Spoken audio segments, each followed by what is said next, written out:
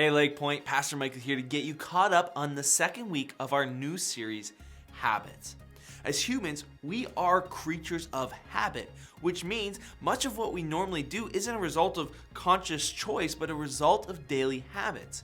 Researchers estimate that 40 to 50% of our actions on any given day are done out of habit, which is why if you want to change your life, it starts with changing your habits. And this week, Nate told us all about systems. He kicked things off by looking at the story of Daniel.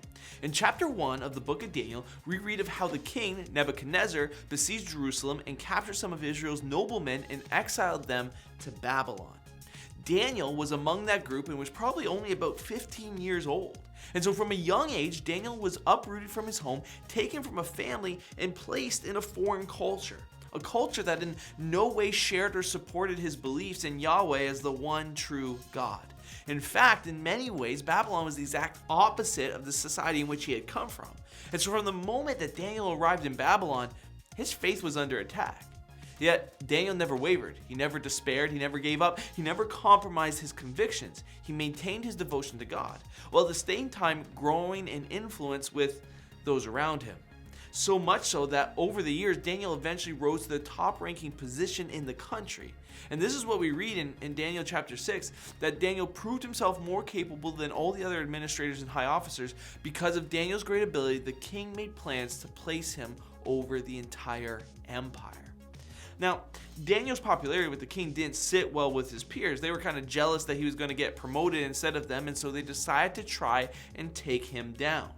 They began looking for any kind of weakness that could be used against Daniel, a character flaw, a moral defect, a hidden agenda, something that would disqualify him from his promotion. The trouble, however, was that his record was squeaky clean. When it came to his conduct of government affair, they couldn't find any allegations of negligence or corruption. And when it came to his personal life, they couldn't find a single skeleton in his closet. And so they decided to attack him on the basis of his faith. They devised a plan in which they tricked the king into issuing a decree that said if anyone prayed to anyone except to him, the king, over the next 30 days, then that person would be thrown into a lion's den. You've probably heard that story. But how did Daniel respond? Well, verse 10 tells us this, that when Daniel learned that the law had been signed, he went home, he knelt down as usual in his upstairs room with its window open toward Jerusalem, and he prayed 3 times a day, just as he had always done, giving thanks to God. What was it that made Daniel stand out? Well, as Nate shared, it was because he had a system in place, a daily habit that over time shaped his identity and gave him the confidence to be who God created him to be. And that is the power of a habit. One small godly habit over time can compound to produce enormous dividends. Prayer was a consistent daily habit in his life, a habit that over the years compounded into a person of great faith, character, obedience, integrity, and influence. Charles Duhigg, in his book, The Power of Habit, would call Daniel's decision to pray daily a keystone habit.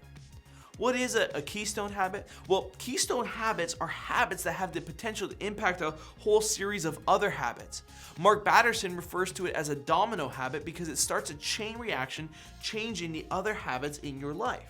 For instance, studies have shown that families who consistently eat dinner together has a domino effect in which the children have better study habits, higher grades, greater emotional control, and social confidence.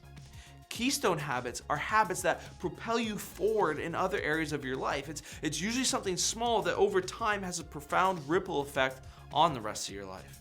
For Daniel, it was prayer. 3 times a day he prayed. Now, how did he stay faithful to his God in a strange and foreign land? How did he rise to the top of his field? How did he have the faith to stare down lions? It all started with a small decision years earlier where he said, each day I'm going to go head upstairs, open my window towards Jerusalem, I'm going to get on my knees, and I'm going to pray. This small little act affirmed his identity and led to a life of character and integrity and faith and influence. Now, as Nathan shared, the key to starting a new habit is to understand how habits work. And so here's what you need to know. A habit is a behavior that has been repeated enough times for it to become automatic. The process of habit formation begins with trial and error. Whenever you encounter a new problem in life, your brain has to make a decision. And that decision is, how do I respond to this? When you face that same problem repeatedly, your brain begins to automate the process of solving it. Your habits are just a series of automatic solutions that solve the problems and stresses in your day-to-day life. The reason why your brain does this is because your conscious mind is the bottleneck of your brain. Your brain can only pay attention to one problem at a time. As a result, your brain is always working to preserve your conscious attention for whatever task is most essential. Think of it this way. Habits are mental shortcuts learned from experience. For example, when you walk into a dark room, you automatically reach for the light switch and turn on the light. That's because your brain recognizes the problem and the solution without you even having to consciously think about it. That, however, was a behavior learned over time, and it can actually be broken down into a 3-step process. Every habit follows the same pattern. Step 1, a cue or a prompt. The first step is the cue. The cue triggers your brain to initiate a behavior based on a craving. Cravings are the motivation force behind every habit. Without desire, we have no reason to act. What you crave is not the habit itself, but the change in state it delivers. For instance, you don't crave smoking a cigarette, you crave the feeling of relief it provides.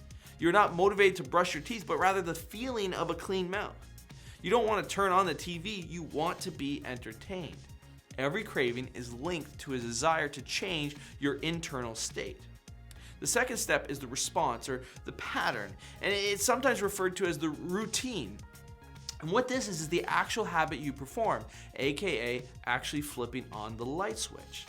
Now, the third step is the reward, or you might have heard it called the prize.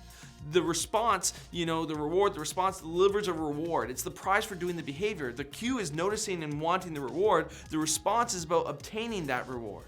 And so this 3-step process is not something that occasionally happens, but rather it's this endless feedback loop that behavioral scientists refer to it as the habit loop that is running and active during every moment that you are alive. Think back to the example of walking into a dark room and flipping on the light switch. You have performed this simple habit so many times that it occurs without thinking. It's why in a fraction of a second you proceed through all 3 stages. You walk into a dark room, which cues a craving to want to see. You respond by flipping on the light switch, and the reward is the satisfaction of being able to see what you're doing. By the time we are adults, we barely notice the hundreds and hundreds of habits that are running our lives. Why is this important? Why does it matter? Well, to start a new habit, you need to do 2 things. First, you need to make the cues obvious. If you want to change what you do, change what you see. For instance, if you want to start going to the gym, start keeping your gym bag on the front seat of your car or in another obvious location. The second thing you need to do is you need to make the response easy. The key to establishing a new habit is frequency, not time. It is practice, not perfection. That's why you're best to start small and make the initial response easy to do. If you want to start reading every day, don't commit a full hour. Start with just 5 minutes. Well, friends, consider yourselves caught up. Hopefully, you're in the habit of discussing these sermons in your life group. We'll see you next time.